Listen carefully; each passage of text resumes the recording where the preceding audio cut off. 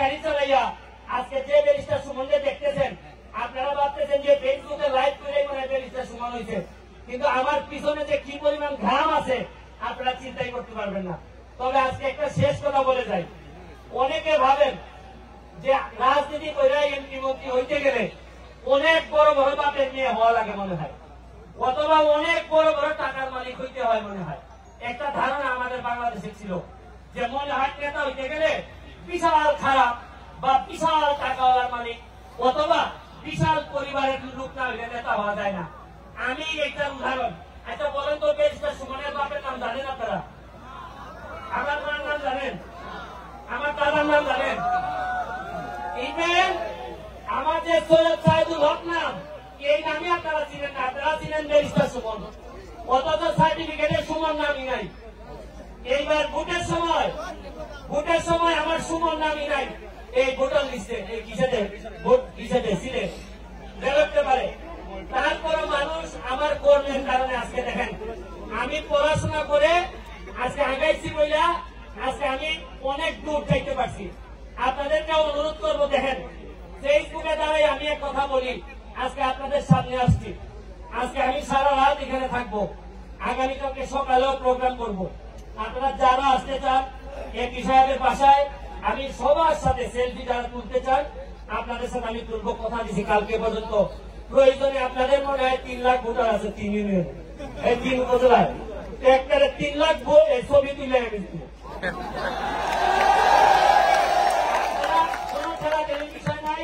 কারণ যেভাবে সবুজ ফ্যামিলির ওনারা বিশেষ করে এমপি সাহেব যে খাওয়াইছে তাতে আমি আরো 2 দিন সেলফি তুলতে পারবো, কোনো অসুবিধা হইতে না। আমি আপনাদেরকে আবারও ধন্যবাদ জানাই। আর একটা বিষয়, আপনারা আবারও আমার দাওয়াত গ্রহণ করেন। আমি এই হাসানাকে বলবো এবং দুই আপাকে বলবো আপনারা একটা ডেট করে আমাদের হবিগঞ্জে যাবেন, 2 বাস নিয়ে যাবেন। হ্যাঁ, আপনারা দরকার হলে 3 বাস নিয়ে যাবেন। আমি হাসানাকে বলতেছি যদি দাওয়াতে টাকা লাগে পয়সা লাগে আমি কিন্তু আপনাদেরকে টাকা বহন করবো।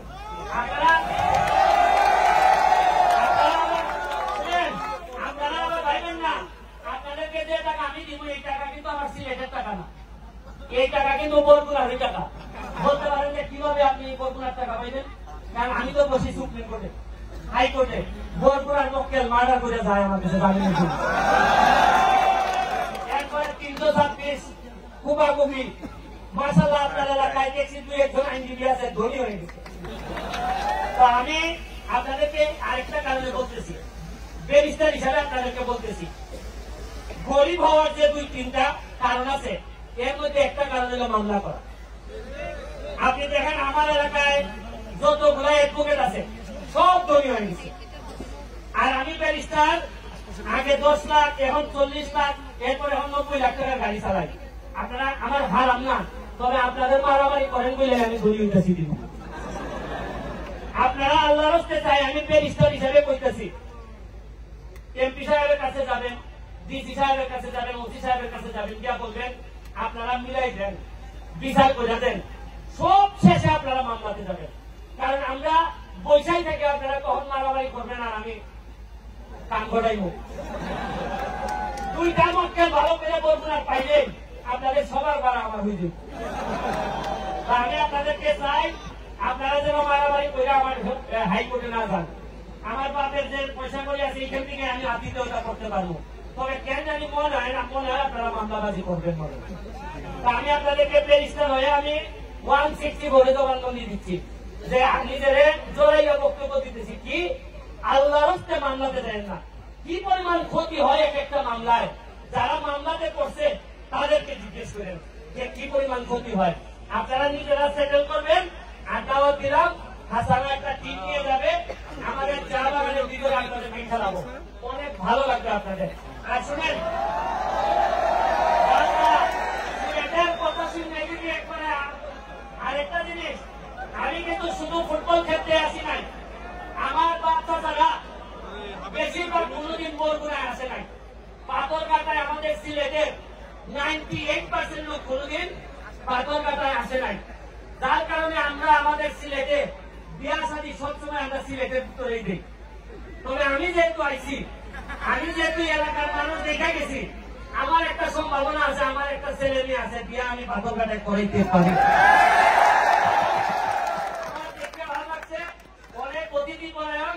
আর আমাদের সিলেটের মানুষের কথা কি বরিশালের ব্যাপারে একটা ধারণা দিছে যে বরিশালের মানুষ মানে খাইছে খুব মানে ঝগড়া। হ্যাঁ, আসলে সিলেটের মানুষের মানুষ আপনাদের ব্যাপারে একটা ভুল ধারণা নিয়ে আছে। কারণ আমি 2 দিন ধরে এই জায়গায় আছি, কোথাও একটা মারামারি তো দূরের কথা, একটা লোক গাইছে দেখলাম না জুড়ে কথা বলতে, একমাত্র কথা জুড়ে বলছে পিটাবেন নাই ওই লোকজন ফেলাইতে গিয়া, আর কাউকে আমি দেখি নাই। এই জন্য আমি আপনাদেরকে দাওয়াত দিয়ে এখন আমাদের অতিথিবৃন্দ 2 কথা বলবেন, আপনারা থাকেন।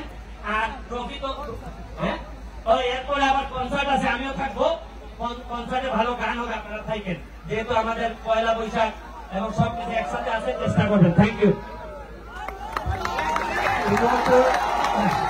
আজকের অনুষ্ঠানের প্রধান অতিথি মাননীয় এমপি মহোদয়।